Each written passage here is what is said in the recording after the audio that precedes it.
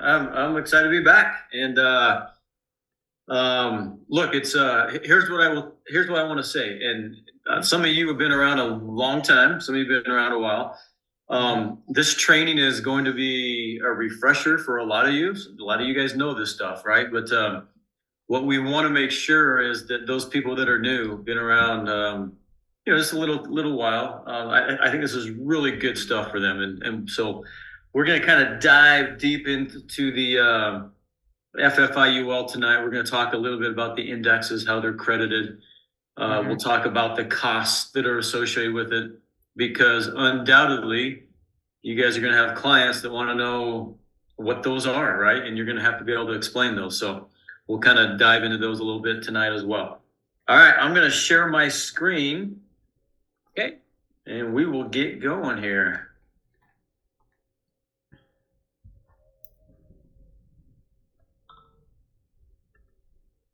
You guys see that okay? We good?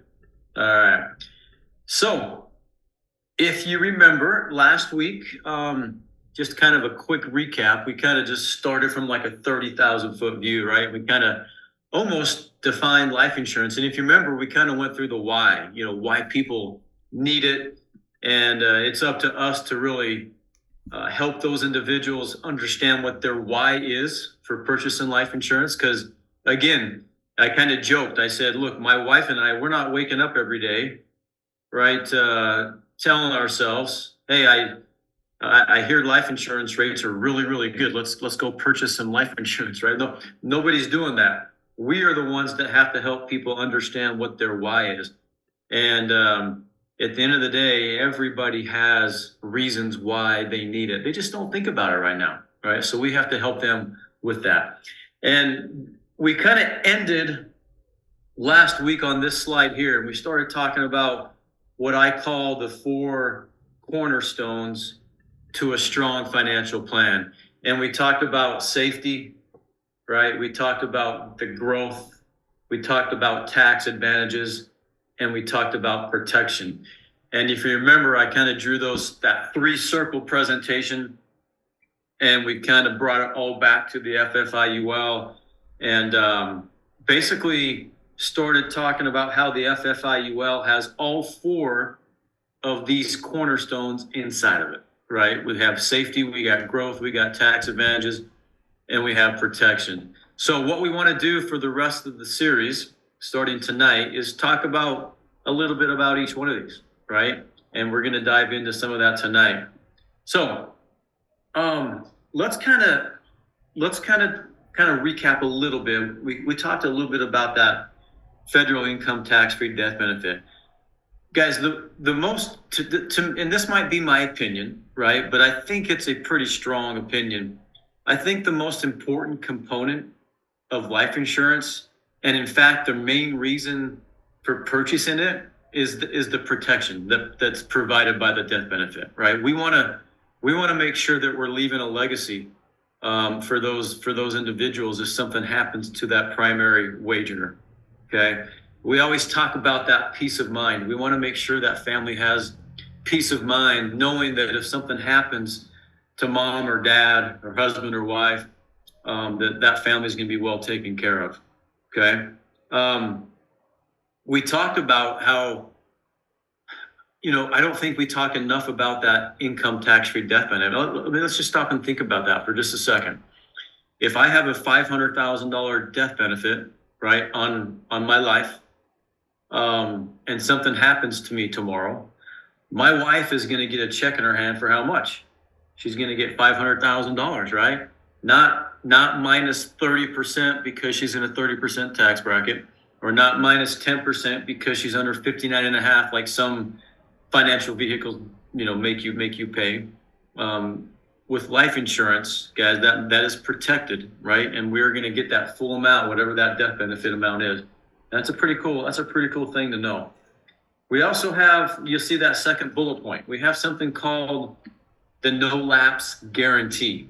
Okay. And so the no lapse guarantee is a feature inside the FFIUL where Transamerica guarantees the policy's not going to lapse. Okay, regardless, this is the kind of the important thing. It's regardless of the policy value during what we call the minimum no lapse guarantee period. Think of it this way: as long as your clients are paying at least the minimum no lapse premium, okay, the policy's guaranteed not to lapse for a certain period of time. And you can see it's based on issue age. Okay, so with issue ages 0 to 45, as long as they're paying that minimum no lapse, the policy is guaranteed not to lapse for 20 years. Okay, if its issue ages are 46 to 60, you have until age 65, and then anything over the age of 60 that's being issued, so 61 to 85, guaranteed not to lapse for 5 years. Now, I point that out, and we talk about the no lapse guarantee, but you can kind of see the kind of the paragraph below there, right? And this is basically, let me just kind of point out what it says. I am a big believer that when we are getting people into these IULs, it doesn't matter if it's an FFIUL or another company, whatever the case is, I'm a big believer that the minimum no lapse premium should hardly ever be paid. We don't want our clients paying the minimum no lapse month after month after month, because what's going to happen is eventually that's going to lapse, right? We don't want that to happen. In my mind, target should be the minimum, and we should teach our clients how to max fund these things, overfund these things. That's when these products are going to work the best. Okay, but we got to kind of explain what that no lapse is and how it works. Okay, we talked about a lot of this. So this is one pillar. This is one of those 4 things that we talked about, right? The 4 cornerstones. This is one of them. We talked about some of the tax advantages, right? So if you think about life insurance and how it meets what we call these special IRS requirements that makes it eligible for some of these tax advantages. First one, we like the second bullet point there, like the tax deferred earnings. Okay. If you think about traditional non-qualified savings or investment accounts, earnings are taxed on an annual basis. Okay. Inside the IUL, it's tax deferred. We're not going to pay those taxes on a yearly basis. We just talked about the tax-free death benefit, but something else that's important, and we're going to talk about this in the weeks to come even more. But you think about the tax advantaged access that we have to the policy value through loans and withdrawals. We'll talk a little bit about that tonight, but we'll get into it even more when we get into the illustrations. Okay, but just know that money that's building up, right? That's growing for us on a tax deferred basis. Later on in life, as that builds, we can take that out on a tax-free basis to put a down payment on a home, to send our kids to college, to supplement retirement later on. And we'll get into a lot of that when we talk about when we get into the illustration software. And then tax-free transfers. We talked a little bit about this last week, but again, we're going to talk about the indexes, the S&P 500, the global index. And if your clients ever want to jump back and forth, right, which they can do that. That's all done on a tax-free basis. We're not going to charge them for taking that money out of one index and put it into another. Okay. Let me ask. Let me go back. Sorry. Where did it go here?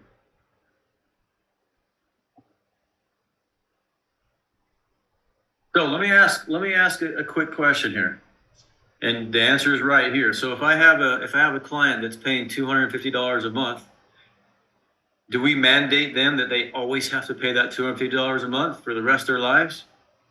No, right?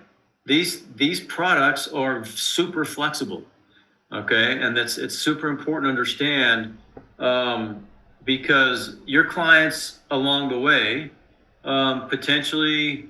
They might lose a job, right? Or they might get another job. They might make more money. So when we talk about being flexible, a big part of the flexibility inside the FFIUL are the premiums and the flexibility inside the premiums, right? Where clients can increase their premiums. They can decrease them, make them more or less frequent, potentially even skip or stop them down the road, right? I never suggest that, but there's going to be situations where a client's been in it for 10 or 15 years and they got a lot of cash value build up, and potentially they lose a job, right? And so they might need to skip a payment or stop altogether for a little while, okay?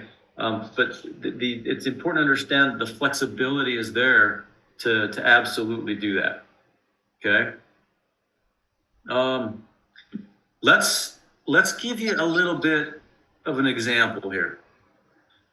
So let's just assume that my client is paying $100 a month, just to keep it simple, right? We got a client paying $100 a month to Transamerica every single month. That money is going to Transamerica. All right, what happens to that? Okay, a lot of people think, all right, it just automatically goes inside the indexes and starts working. It's magic, right?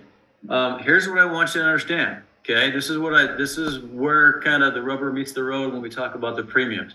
The first thing that we have to do, you'll see right here, we have to come up with a net premium before we can put that into the indexes, okay? And how we do that, net, if you can see right down here, that very last sentence on the page, net premiums are equal to the gross premium, so that $100 in my example, less the applicable premium expense charge. So the very first thing that Transamerica is doing is taking the premium expense charge out of that premium that comes in. So let's just, okay, so does anybody know what the premium expense charge is? Anybody? As far as percentage wise, what percent is Transamerica taking as a premium expense charge? Or does anybody want to guess if you don't know? 1%. All right, I'll just tell you, okay? The premium expense charge is 4%. We're going to talk about the costs later on, but this is the first one I want to talk about. I'm going to break them down in just a little bit here, okay? But the first thing I want you to know right now is that $100 comes in, okay? It doesn't matter. In my example, it's $100. You might have a client paying $500. Doesn't matter. Let's just keep with my example. So $100 comes into Transamerica. 4% is coming off the top. So now we have how much left? We got $96 now that we call a net premium that now we're going to put in to one of these indexes, okay? And that's where you as the agent are going to sit down with your client and decide which one. Don, let me ask you this, and let me ask you guys, just because you guys are the leaders. Where are you guys putting, when you guys do an FFIUL, where are you guys putting the, what indexes are you using? Does it change, or you guys kind of set on one or the other? What are you guys doing right now? Usually 100% global index, but recently I'm doing 50-50 for S&P. Okay. We'll talk about that in a second, okay? Because in fact, we'll talk about it right there. Because it really depends, like it changes. And I'm going to show you some examples of when you might want to use one versus the other. But okay, so we now have our net premium. In my example, that $96. As Don said, sometimes it's 100% in the global, or you can mix and match, just like he said. You can put 50% into the global, 50% in S&P 500. The basic interest account, we'll talk more about that in just a second. But that's kind of how this process starts, okay, when the premium comes in the door, okay? Now, let's talk a little bit more about these indexes, okay? When you think about the different indexes, we have the global index again. We got the S&P 500. First thing I want you to know is we have what? We have a floor. We talked a little bit about this last week, okay? So if the market ever goes down, your clients are not going to lose any money. It's always going to be protected by one of the highest floors in the industry, which is that 0.75%, okay? On the upside, global index has a cap of 13%, and I need to change that because 13% does not equal 15%. We used to, as you guys know, the cap used to be 15%. So I think they kind of messed that up. But so the cap now is 13% on the global, and it's 12% on the S&P 500. Okay. The basic interest account. Currently, you can see over here, it's guaranteed never to be less than 2%. I think it's at like 3.5% right now. Okay. So I get the question all the time, okay, Rick, if these were your clients, where would you put them? Or if this was your money, where would you put what index would you go into? I am almost identical to what Don's saying, right? There are some days when I put 100% into the global index. The reason I like the global index is for the obvious reason, right? You got a little bit higher cap, okay? And it's globally diversified, where in the S&P 500 index, you are relying on what? You are relying on one index, which is the S&P 500. In the global index, we are working with not only the S&P 500, but we also have what? We also have the Euro Stocks 50, and we have the Hang Seng. We'll talk more about that in a second. So it's globally diversified. In fact, let me see if I can switch over here real quick. Do you guys see the, just want to make sure it changed over. Do you see the illustration? Okay. I switched over to the illustration, and we're going to spend a whole week going through the illustration, but I wanted to show you one page inside of the illustration that you're going to print out and give to your client, right? And I would recommend, and hopefully you guys are, but hopefully you're using this. This is what we call the historical performance page, right? But you can see here where we have a 25 year history of both these indices, okay? So when I say it's going to depend, and sometimes it changes in my mind, you look at, so this is the S&P 500 column. This is the global index column, and you can see how it starts in 2004, and we go all the way down, and you can see the 5-year history, right? So 9.65 in the S&P, 8.98 in the global. So if you talk about 5, 10, or 15-year history, the S&P 500 kind of outperformed the global index, right? But when you get into the 20 or 25-year history, that's where it kind of flip-flops, and the global index takes over that top spot in the 20 and 25-year history, okay? But the important thing, and we'll talk more about this when we get into illustration, what do we illustrate usually at? We're going to illustrate like at 7%. So when you have a client that says, man, we're kind of showing you 7% a year, right? Can we really get 7% a year? Well, you come and show them this page, and you can show them that, look, 25-year history, 7.61% on average, 7.45%. Show them the 15-year history, 8.78 in S&P. So make sure you're utilizing this page to show your clients the potential of this thing, okay? All right, let's get back. And again, we'll get way more into that when we get into the illustration software. All right, so let's kind of break these down when we talk about the S&P 500, the Euro or the global index. Okay, so when you think about crediting the interest, okay, the first one we talk about is the S&P. You might hear it along the way referred to it as the domestic index account because it's right here in the U.S., but it's all based on the S&P 500, which tracks. So look, I think most of us are familiar with the S&P 500. If you're not, it's going to track the 500 large cap common stocks actively traded in the U.S., right? So you got stocks like ExxonMobil, Apple, IBM, GE, Johnson & Johnson, Tesla. So stocks like that, companies like that, okay? But when we have our money 100% into the S&P 500, that's what we're kind of focusing on, right? So Transamerica, we're gonna break down how all this works, but we're gonna take that money, set it aside, and we're gonna mirror what the S&P 500 does, and we're gonna credit the interest based off that. I'll show you an example here in a second. Okay, the middle one there, the global index. Okay, so there are three separate indices inside the global index. Again, we talked about it. We have the S&P 500, you got the Euro stocks, and you got the Hang Seng. But the way that we do it. Yes, go downstairs, baby. Let's go down. Is there a question or? No, I got it. Okay. So the way that we kind of break down the global index is Transamerica.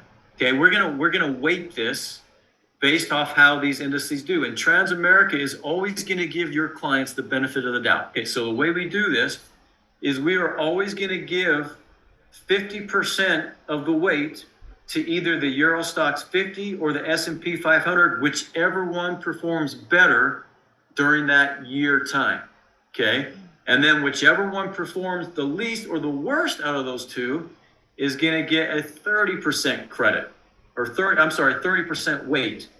Okay, and then the Hang Seng always gets 20%. If this is kind of confusing, and we're going to show you an example here, it can make more sense in just a second here. Okay, but just know global index, three indices inside of it. S&P 500, we're just dealing with the S&P 500, nothing else. Okay, all right. So before we get into the breakdown of how those are credited, one thing I want to point out, this is one of my favorite slides, okay? Because it points out the importance of that guaranteed floor, that 0.75% floor, okay? If you are working with a client that has never really invested, they are a novice investor, they're super new, okay? They might think that, all right, if I lose 10% one year, all I have to do is gain 10% the next year, and I'm right back where I started. Is that how it works? That's not how it works, is it? Right? Let's think about that. If I have $100 and I lose 10% one year, I'm down to $90, right? If I gain 10% the next year, am I back on 100? No, right? I'm at 99. Well, you do that with much larger sums of money, and the differences can be staggering, right? So if you think about 2007, 2008, when the market crashed, right? And literally people's 401ks, I kind of joke, people's 401ks became 201ks. People lost a lot of money, right? Look here. I mean, if this right here happened, guys, this happened. People were losing 40% in 2008 of their money, or 50%. So if I lost 40% one year, I would have to gain 67% the next year just to break even. And that doesn't happen, right? People that were getting ready to retire in 2008, 2009, and lost half their 401ks, at that point were unable to retire. They had to keep working, right? And so when you think about the floor inside the FFIUL, that is a big deal, because you are not going to experience the bottom half here. You're just not, okay? Now, I always tell people, yes, I understand that we have the caps, right? We got that 13% cap and a 12% cap. And if the market goes up to 20 or 25%, I am capped at 13%. And I always explain to people, or tell people, I will take that all day long inside of an insurance product. Okay, I'm going to take that all day long, especially if I know I'm never going to go below this line right here. Okay, so just realize that as we're talking to individuals about how that works. Okay, all right, so we're going to cover how the interest is calculated inside the S&P 500 and the global index. However, it's important to understand a few terms along the way. Again, this is a recap for a lot of you, so just bear with me. A lot of you guys know this, but one of the things we got to learn is what crediting method do we use. Okay, when it comes to IULs in the industry, or when it comes to indexed annuities, okay, a lot of these same crediting methods are used. You're going to hear things like monthly point to point, or a daily average, or a hindsight index. There's a lot of different crediting methods that are used. The one that Transamerica uses is what I consider the easiest one to understand. Okay, it's called an annual point to point. So let's just take the S&P 500, for example. When we say annual point to point, all we're doing is we're taking, let's just say you signed someone up for an FFIUL today. You took an application, we got them going today, and you put their money in the S&P 500. We're going to take a look at what the S&P 500 ended at today.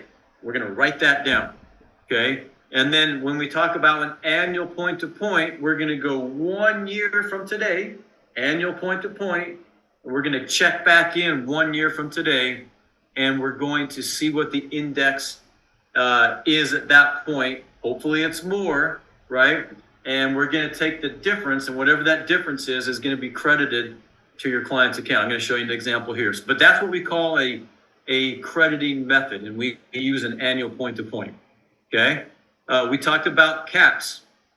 Inside of the FFIUL, we do not use participation rate. We use caps. We just talked a lot about that. 13% cap on the global, 12% cap on the S&P 500. And then the last one there you see is what we call a segment.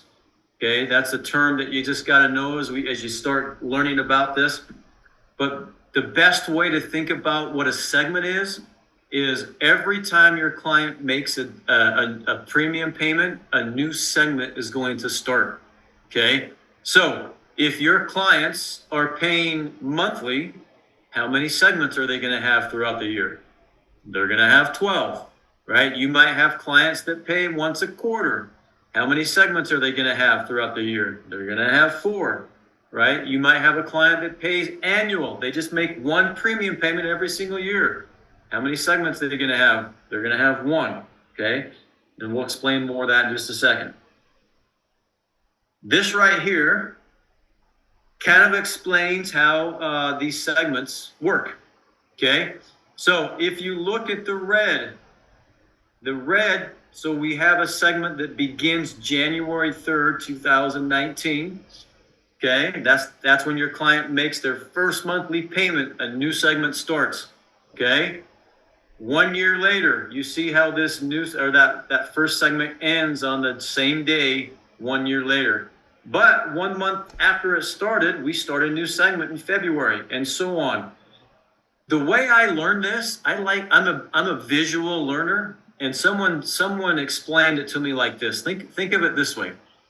Pretend like you have a big filing cabinet in your office. It's got 12 different drawers. Okay, so it's a big, tall filing cabinet, 12 different drawers. Each drawer represents a month, right? January, let's just say the top one that's January, the bottom one is December, and your client starts in January making that premium payment. So we're going to open up that first filing, that drawer in the filing cabinet, that very top one that represents January.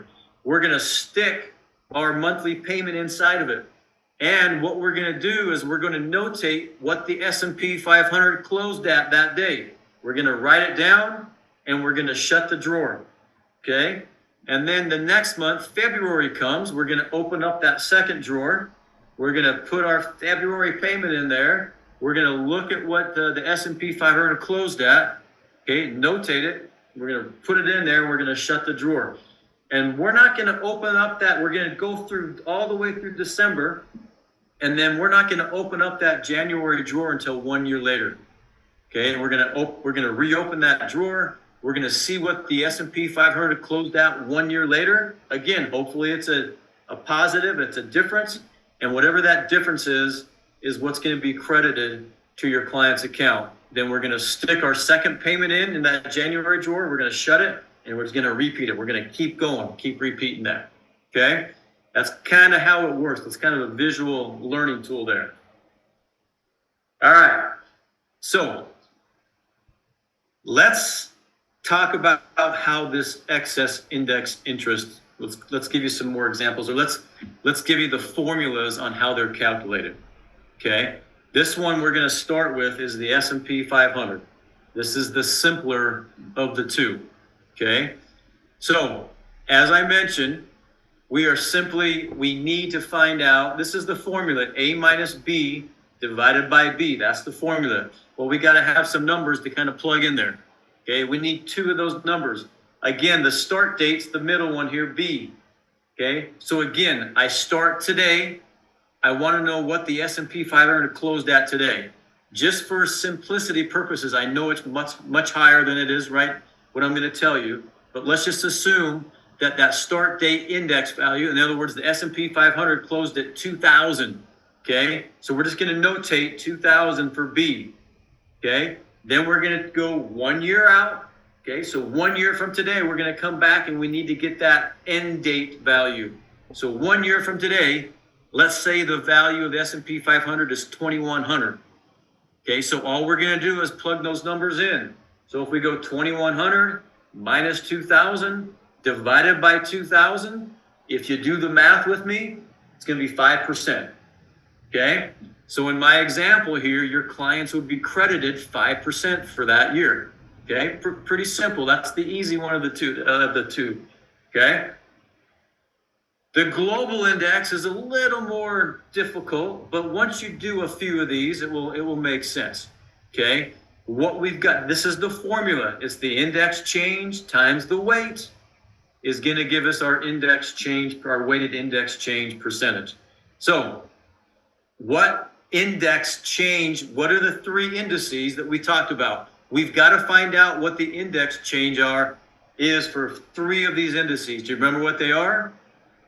The S&P 500, the Euro Stoxx 50, and the Hang Seng. We've got to know what those changes are going to be for that year, okay? And then we're going to times it by the weight. Do you remember the weight? I told you it's 50%, 30%, and 20%. I'm going to give you an example here, okay? So let's go through an example right here. Here are the index changes in our example. Again, we got the Euro Stoxx 50. Let's say that it started at 1,000. It ended at 1,060. That's a 6% change, okay? The S&P 500 is the example I just gave you. It started at 2,000, ended at 2,100. That's a 5% change. So let's stop there for just 1 second. Do you remember what I told you before? Whichever one of these two, between the S&P 500 and the Euro Stoxx 50, Transamerica is always going to give your client the benefit of the doubt. We are always going to give 50% to whichever one does better of those two. Okay, so keep that in mind. Okay, so the Hang Seng is started at 10,000, ended at 10.7. That's a 7% change. That's always going to get 20%, okay, of the weight. Okay, so let's plug those. Let's take the 6%, 5%, and 7% and plug it into the formula. Okay, again, the formula, index change times the weight, that's going to give us what our answer is. Okay, so let's do that. The Euro Stoxx 50, in our example, performed better than the S&P 500. So in this year, it's going to get the 50% weight. And all we're doing is timesing those. So we got 6% times the 50% weight equals the 3. That's going to give us 3% for that, for the Euro Stoxx 50. The S&P 500 was the least of those two, so it's going to get 30% of the weight. So we just do the math. 5 times the 30% is 1.5. And I told you that the Hang Seng is always going to get 20%. Always going to get 20% of the weight. We do the math, comes up to 1.4. After we do all that, we're just going to add these up. And that gives us a 5.9% credit that we're going to credit to your client's account during that year. Now, let's bring, just for argument's sake, let's bring the floor and the cap into it. Because there are going to be years when you do this math, and when you add these up, it's going to be like a negative 2.5%, right? And if it is, what is your client going to get? They're going to get 0.75%, right? We're not going to go negative. We're going to give them that 0.75%. Now, on the other side, there are going to be times when you add these up, and it might be 22.5%, right? And if it's 22.5%, what's your client going to get? This is the global index, so they're going to get that 13% cap. Okay, does that make sense? Okay. You do a couple of these and it will start making more sense. Okay? All right, let's jump into some of the product summaries. We're going to talk about charges. We'll talk a little bit about face amount bands, underwriting classes. We're going to talk briefly about all these, and then continue in the weeks to come, really kind of deep diving into a lot of this. All right, so let's first talk about the cost. Okay, and what I want you to do is get out your pens and paper, because I want you to start writing some stuff down here. You're going to want to write some of this down, just so you know you have it available at your fingertips. Okay, so we talked about the first one there. We talked about the premium expense charge. Again, let's go back to my example. I have a client paying $100 a month, right? That premium expense charge is coming off the top, which is 4%. You see in parentheses there, you see it says guaranteed 6%. What that means, inside the contract, it is guaranteed never to be more than 6%. It is currently at 4%. As long as I've been doing this, I've never seen it jump up higher than 4%. But contractually, it could go up to 6%. Just throwing it out there. Okay. So, what is a premium expense charge? In other words, we take that 4%. What does Transamerica do with it? That's what I want you to write down so you understand. Okay. So when we talk about a premium expense charge, what it does is it covers taxes, specifically premium taxes that are levied by each individual state. Okay, there's a couple things here. I'm going to repeat that. So a premium expense charge, it covers taxes, specifically premium taxes that are levied by each individual state. Okay, we basically just take an average, because each state is different. You might have Utah that charges 5%. You might have New York that charges 8%. Every state is different. Okay, we kind of bring it together and just do 4% across the board. Okay, but we have no control over this. This is a tax that's levied by all the states out there. That's what the premium expense charge covers. Okay, it also, this is kind of the second part, it also addresses expenses for processing payments and applying funds to the policy. So it also addresses expenses for processing payments and applying those funds to the policy. Okay, so that's the first one, premium expense charge. Now, let's break it down. In my example, $100, 4% comes off the top. So now we have $96 that we are going to allocate into those indexes, right? And let's just say that we're putting 100% of that, so $96 is going into the global index. Okay, it doesn't really matter for my example here. But inside that index, now we have that $96, okay? We have inside of the index, we have what we call monthly deductions. So there's a couple more fees, but they don't take place until that $96 gets inside of the index, okay? Those are what we call monthly deductions. The first one you see there is a monthly policy fee. Again, it's $10 a month. You see inside parentheses, guaranteed not to be more than $12. Never seen it higher than 10, okay? It does not matter if it's a $100,000 policy or a $10 million policy. It's $10. Okay, that's not going to go up based off of face amount. It is flat fee, $10 across the board. Okay, so this is what I want you to write down when it comes to monthly policy fee. This, if your client ever asks you, hey, what's this $10? Where does it go? This is what it covers. Okay, it covers monthly administration, including policy maintenance, informational statement mailings, and IT system administration. So every time we have to mail your clients a statement, or IT has to do some system administration, Again, one more time, I'm gonna spell it out or tell you one more time. So monthly policy fee covers monthly administration, including policy maintenance, informational statement mailings, and any IT system administration. Okay? The next one you see there is the per unit charge. At some point, you're going to hear it referred to as a PUC or a puck charge. Okay. Don, you mentioned this last week. You took note, right? That it's now 16 years. The first thing I want you to know is this is going to stay on the policy for 16 years and then it drops off. Okay. So just make sure you know that this is not a fee it's on there for 20, 30 years. It's going to be on there for the first 16 policy years, and it's going to drop off.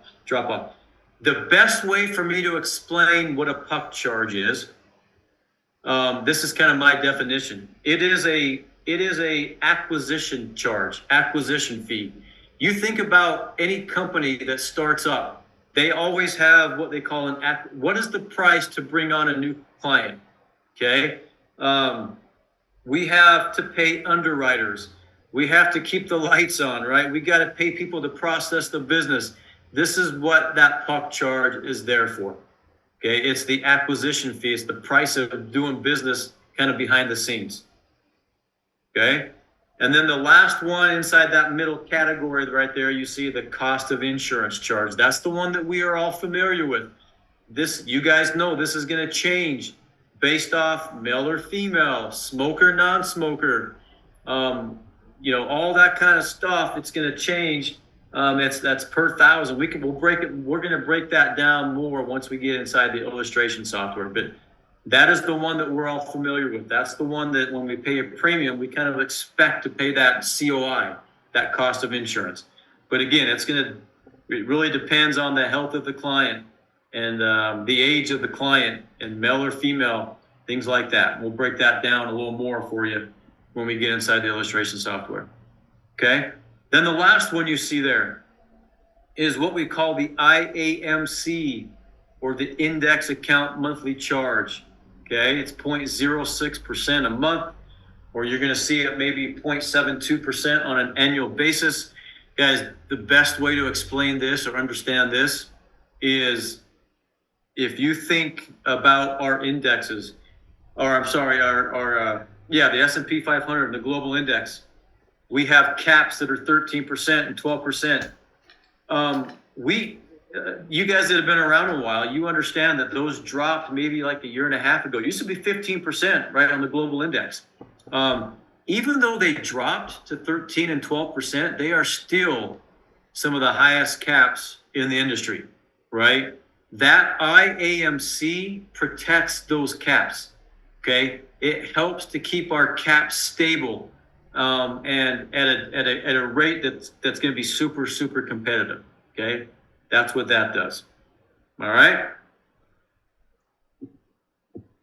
So hopefully now you got a little bit better understanding about the costs and how to kind of explain those. Okay, I'm going to skip to this next page right here. I'm not going to spend a whole lot of time here. Just know that obviously issue age is up to 85. Obviously 0. We'll talk about juvenile policies and how to market those in a few weeks. The one thing I want to just touch on here is if you think about underwriting classifications, there are 7 different classifications, right? Preferred elite, all the way down to the juvenile. The one thing I want to point out, look, I told you guys, I used to be an SMD. I used to do exactly what you guys do. I used to get frustrated just like you guys do when an underwriter comes back and says, right, it's non-tobacco. You submit it as preferred elite and it comes back a preferred or a non-tobacco standard, whatever the case is, and you get a little frustrated. Here's what I will tell you. I've learned a lot about underwriting. They are the first line of defense, right, when it comes to protecting the company. So they have really got to do their job. Here's what I will tell you. Underwriters are just as likely to give your client a better rating than they are a worse rating, right? So, So if you think about when you're sitting down there with a client and you're doing your field underwriting, you're asking the questions and you're going through those medicals, make sure you're doing that and make sure you're doing a good job. A lot of people assume just because the client's my sister or my brother-in-law or my uncle, you know that you think you know that individual, so you're just putting and they look pretty healthy, and so you're just assuming, hey, I think that person's preferred elite or preferred plus, and that's kind of what you run with, right? But here's what I would tell you: make sure that you are doing your job as a field underwriter, right? Because when you think about it, I told you that the underwriters are the first line of defense. In reality, you guys as agents are the first line of defense when it comes to protecting the companies, right? But I think that you would all agree it's a much easier and a much more fun conversation to have when you tell your client, let's just say you put preferred and they come back as preferred elite. That's an easier conversation to have with your clients, right? Hey, we thought you were preferred. It turns out you're healthier than we thought, right? And it's going to be a little bit cheaper than what we anticipated. That's a much easier conversation to have than to start out with preferred elite and then end up at standard because of something that you didn't know about health-wise. And you got to go back to your client and say, man, we thought you were preferred elite. Turns out you're not as healthy as we thought. And it's going to cost a little more, right? That's not a fun conversation to have. So just know, I'm a big time believer in being a little more realistic up front. And especially with a lot younger clients, it's not a big difference price-wise between preferred and preferred elite. So you might want to start out with preferred. And like I said, if your clients deserve it, the underwriter is going to give you a better rating, okay, based off the findings that they do, okay? All right. Let's talk briefly about, again, this is stuff we're going to get a lot more in depth and in detail when we get into the illustration software. But just as far as the death benefit options are concerned, we've always had 3, and there's actually another one that we'll talk about inside the illustration software that's new relative to what you see here. But when you talk about level, increasing, and graded, very quickly, just kind of top level here, when you talk about a level death benefit, think about when you have a client that's looking to maximize cash value more so than death benefit. Okay, so they're looking to really increase cash value. That's when you might want to consider level. Now there's some tweaks that we might do along the way that changes what I'm saying here. But for the most part, level is going to be for someone that is really looking to maximize cash value more so than death benefit. Okay. Then when you think about increasing, it's kind of the opposite. When you have a client that's looking to maximize the death benefit more so than cash value, that's when you might want to use increasing. But I see all the time, right? And I'm a big believer, especially with a younger client, you maybe start out with increasing, right? It allows them to put more money in those earlier years. And then later on in life, especially when you might, let's just say, stop paying, so you might change it to level inside the illustration software. We'll go over some of those examples in a few weeks here, okay? And then graded death benefit, you think about graded, it's kind of a mix of the two. So graded starts out increasing, right? And then right around age 70, it's going to start leveling out until about age 94 or 96. It's gonna level out about 4% a year until it gets back to where we first started. So increasing, and then around age 70, it's gonna start leveling out about 4% a year. That's kind of a graded death benefit, okay? And again, we'll show you some examples later on. Just know when we talk about face amount changes, it's important that you understand how these work, right? You can do it once a year. You can increase the policy after the first policy year. So you have a client that starts out 300,000 and immediately they say, hey, man, I think I need more. I want to go to 500,000. They can do that after the first policy year, okay? But what's important to understand is you can't decrease it. Let's say you have someone that starts out at 750, and after year one, they said, man, we need to decrease it, right? You can't do that. You have to wait until after the third policy year to make any decreases to the face amount, okay? So just make sure you understand how that works. We'll talk about loans when we talk about the illustration software, but just know the minimum's 500. The max is the policy value minus any other loan balance that you have. This is kind of how the current rates are, right? When you're doing a loan, years 1 through 10, we're going to charge you 2.75%, but we're also going to credit you back 2%, so that net spread is only 0.75%. It's a pretty good deal on your own money, right? A lot better than going to the bank or trying to borrow money somewhere else. The cool thing, though, is in year 11 plus on the cost basis, it's the same. But once you get past that on the gains, it's 2% charge, 2% credit. So it's really a washed loan in year 11 plus. Okay. Well, again, you see current rates. Again, kind of that parentheses that I talked about inside the contract, guaranteed. You can kind of see what the guarantees are. Again, we'll talk more about these later on when we talk when we get inside the illustration software. We'll give you some examples. All right, I'm going to very quickly go through this. I know we're just right about up against the time. Don, Lizelle, have you guys heard about the income, what we call the IPO, or the income protection option? You guys ever seen this, or have you guys ever used it? We heard it. Some Okay. of the leadership know that, but yeah, that's a good info also. I'm just going to very quickly explain this, because when you think about a death benefit, the traditional option, again, I have a $500,000 death benefit. I pass away.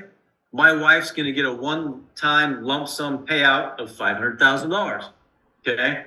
Well, we have what we call the income protection option, which is an additional option that you can choose to do with your clients.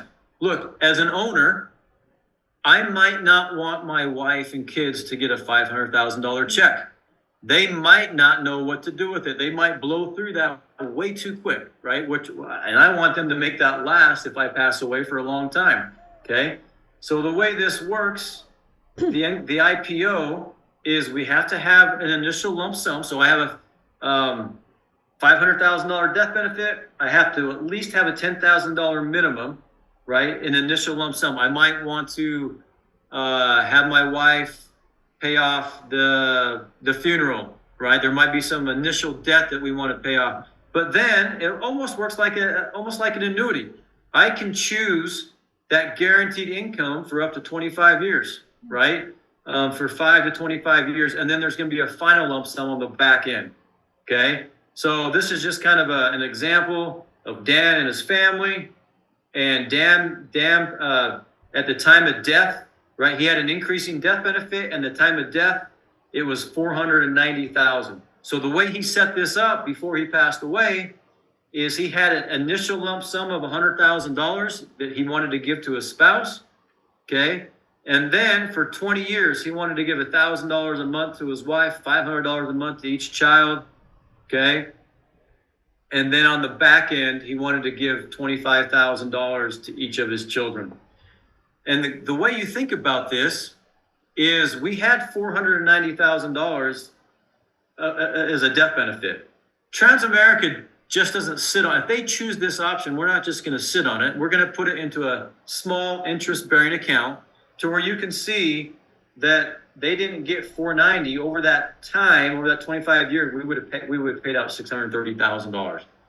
Okay.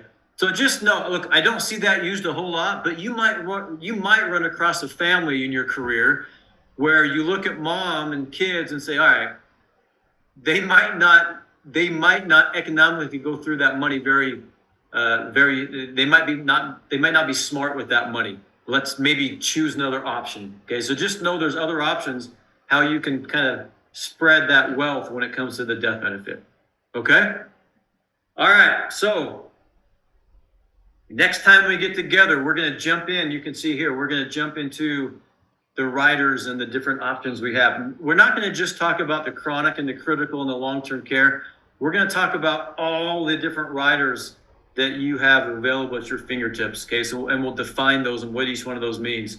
But I will tell you that we're going to spend the majority of the time defining chronic, critical, long-term care, and really helping you understand what the difference is between long-term care and chronic. Because I think there's a lot of confusion there. There's a lot of agents that don't understand those differences. And I always, like I told you last time, if you as the agent don't understand how those work or what the differences are, pretty good chance your clients are going to be a little confused as well. Okay. So with that said, Don, I'm going to turn it back over to you. I don't know. We got a couple minutes maybe for anybody to have any questions. If you're okay, let's have at least 5-8 minutes of if there's a Q&A, any questions or clarification from the group. Just unmute. So at least you got it from Rick. Any questions? Go ahead, Jiggy. Oh no question for you. Question. Go ahead. For the income protection option, can you put that in your policy anytime? That's a good question. Yeah. So you can add it anytime, and it's something that belongs to the owner. Okay. So the owner is the only one that can make any changes. So as long as the owner is still alive, you noticed how in my example, we go back, Dan elected to give his wife $100,000.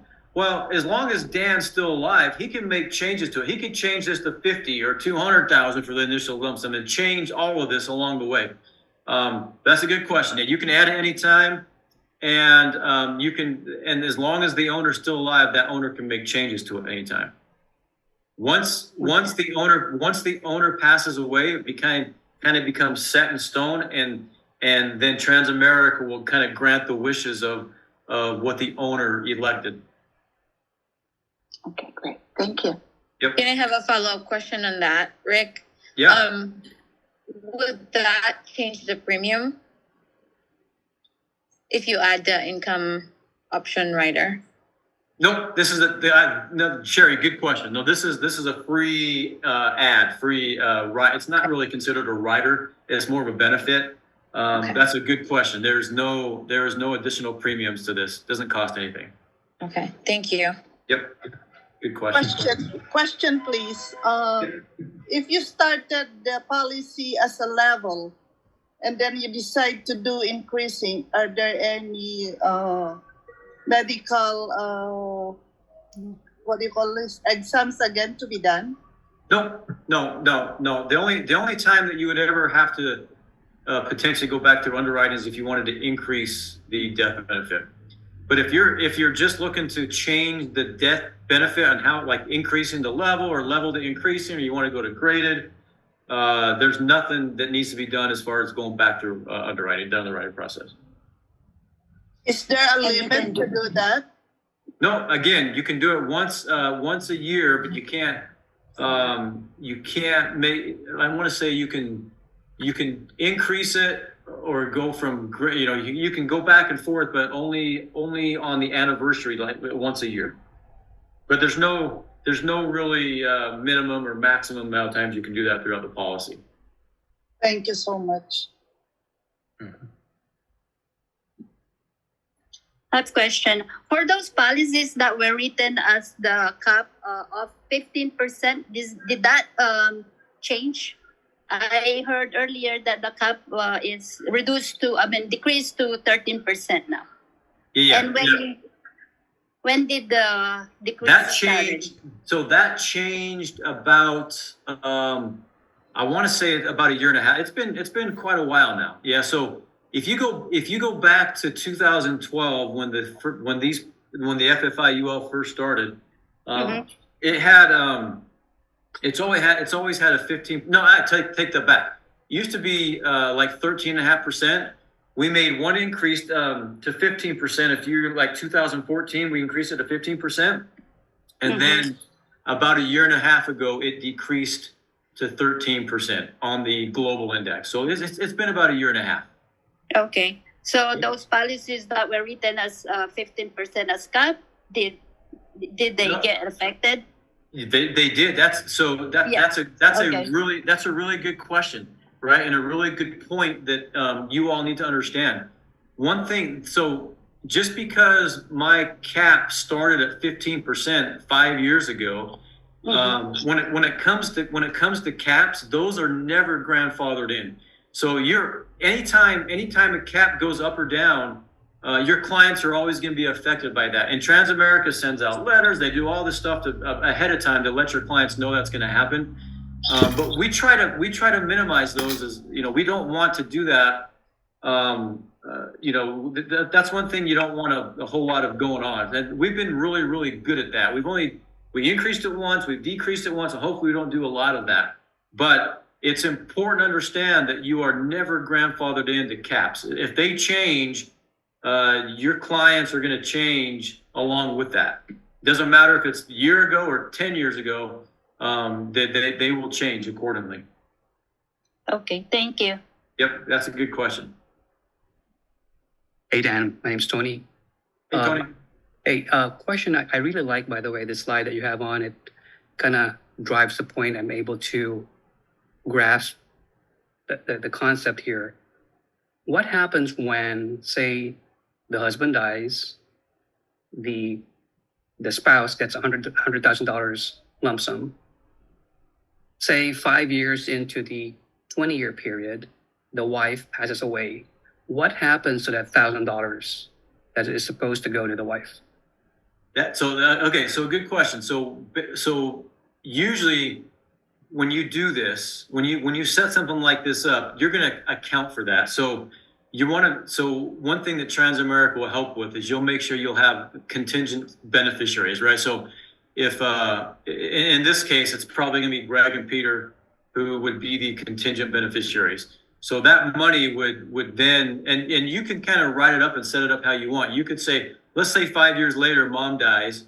She was getting $1,000 a month, and that's how it was set up. So you could actually set it up contractually where Greg and Peter continue to get that $1,000 a month on her behalf, or you could set it up to where whatever amount is left that the spouse was supposed to get, that lump sum could now go to those contingent beneficiaries.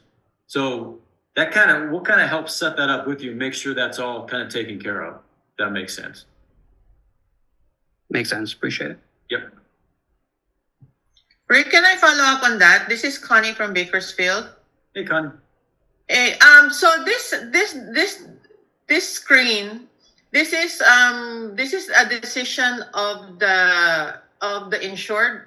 How much? Yep. Yeah. The owner. Yeah. It's really the owner that makes this decision. And so he can decide this 500 a month, this 20 years. Is that a form that we do on application, or anytime that's just a form? Yep. No. Good question. There's an IPO form that you would fill out during application. So the time to and I told you you can do it anytime. The best time to do it is to try to do it at application. There's an income protection option form that you would fill out at the time of application. But like I mentioned, and the owner could come back 5 years later and say, all right, look, I got this much cash value, or we upgraded the death benefit, and I want to make a change. As long as that owner's still alive, they can make changes. But there is a form that you would fill out to put all this together. Okay, thank you. And it's is it part of the online application? Because I haven't done that IPO.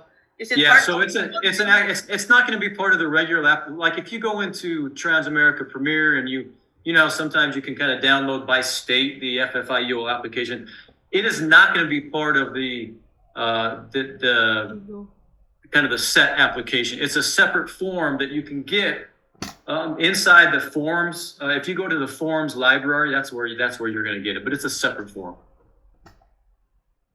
Okay, thank you. And that rider can be chosen even with the long-term care and chronic critical and the funeral and all those. Correct. Yep. Okay, thank you.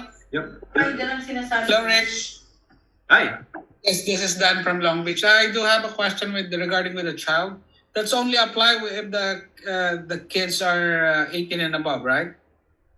Yeah, so in this case, so that's a good question. So I think the way this was set up, so if Greg and Peter are minors, right, this would go into a trust, like a child trust or something like that, until they become 18, and then they would have access to that. So the way that this thing was set up is that again, this would all be done beforehand, to where, hey, if dad passes away and the kids are still minors, it's going to go into a trust they can't touch till 18 or something like that. So that's kind of the way that would be set up. Okay, thank you. Yep. A lot of good questions, guys.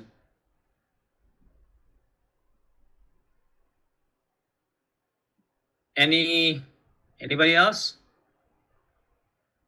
No more? I have a question. Okay, One- go ahead, Atay. One last one. Okay. Hey, Rick, this is Edwina. Hey, Edwin. Once you started your policy, would that IPO rider would still be available after you close your account already, or the It- start account? It is, and now they say that, I'm gonna double check on that, because I want to say we might have made a change to that. Don, what I'll do is my understanding has always been that if you let's just say you start now and you didn't have it on there, and 2 years later now you want to add it. It was always a yes, but now that I'm thinking about it, I want to verify that. So let me verify that tomorrow with the home office. I will let Don know, and then he can get the word out to the entire team. But my understanding is, yeah, you can add that form at any time. But I want to make sure of that. Okay, thank you, Rick. Yep. Okay, All right, guys. I guess that's it. But I'll close the question.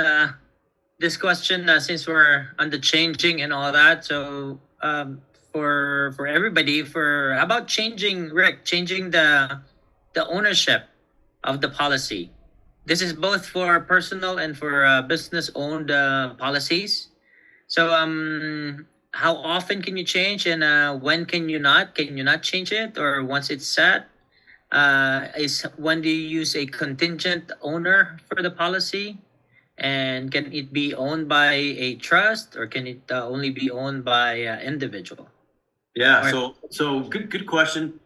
And I would let me just the first thing that kind of sparks my thinking here, Donut, is if you have a juvenile policy, this especially you want to make sure that you are you a lot of the policies you're never going to put a contingent owner, right? But when you think about it, especially with a juvenile policy, you want to make sure you put a contingent owner on there. But to answer your question, you really can make those changes. There's no minimum or max, but you want to make sure that it's necessary that you're doing that.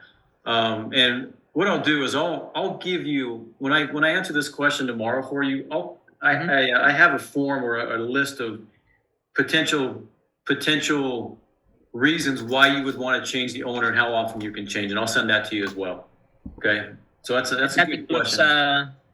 Owned a business owner that owns it, and then the business dissolves, and now Yep. Okay, perfect. Yep. No. Yeah. Absolutely. You can do that. There's no reason why you can't do that. Alrighty. Thanks a lot, Rick. That was a lot of information. But for those new ones, might be a little over your head. But trust me, when I was starting, those little nuggets that helped a lot. Okay. We discussed today index allocations. Yes, we hear it. Yes, we see it in the application. But to actually dig deeper and actually probe into it, that's actually important. So at least those people who have an understanding of indexes, and at least we have one or two sentences to pitch in when it comes to indexes and the cost and the charges. So when you print your cost and value ledger, when you go through this premium expense charge, the cost of insurance, the per unit charge, and all that. And Rick, I think Rick made it very clear what those are. Do we always have to to know it? No, but at least at one point it was discussed, and at least we know that at the top, 4% taken away, and then from the 96%, some of those charges are taken away, and that's when it's allocated in what their money or where their money is going to.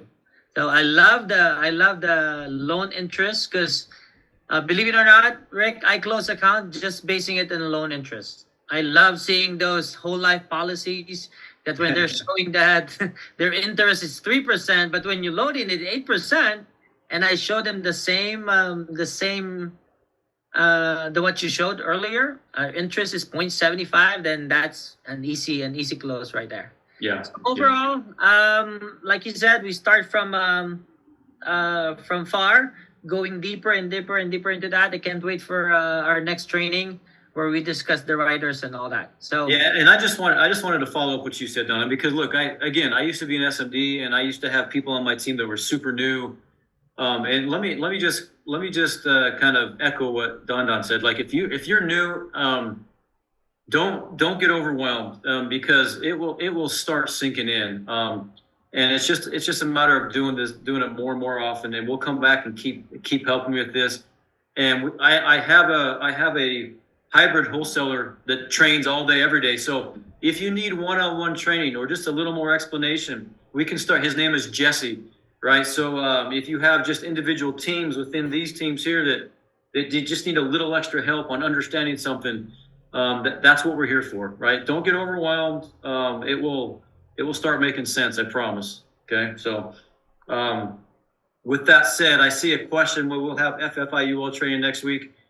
Unfortunately, or fortunately for me, I'm in Hawaii next week. Unfortunately, so we're gonna have to wait. We'll talk about another. I know we want to try to get back every week or at least every couple of weeks. So we'll get together on a time when we all get back from Hawaii and continue this. So we'll get with Don and then he'll get the word out. yeah, especially those riders. What's the difference between living benefit and long-term care? That's a really hot topic. So yeah, it's part 3 of the 5-part series for this ins and outs of IUL. So again, in behalf of Elite Team, Rick, we appreciate you. If you guys can unmute and say thank you to Rick. Thank you, Rick. Thank you. Thanks, Rick. All right, guys. Good to see you. See you in Hawaii. Thank you. I'll see you in See you guys. Hawaii. Aloha. All right. Aloha. We'll see you in a little bit. Yeah. All right. Take care. What Bye-bye. will get Okay. Thank you, Rick. Bye-bye. Thanks so much. Appreciate that. All Bossing right. Good us night, everyone. We'll next see time. you. Thank you. Thank you. Good night.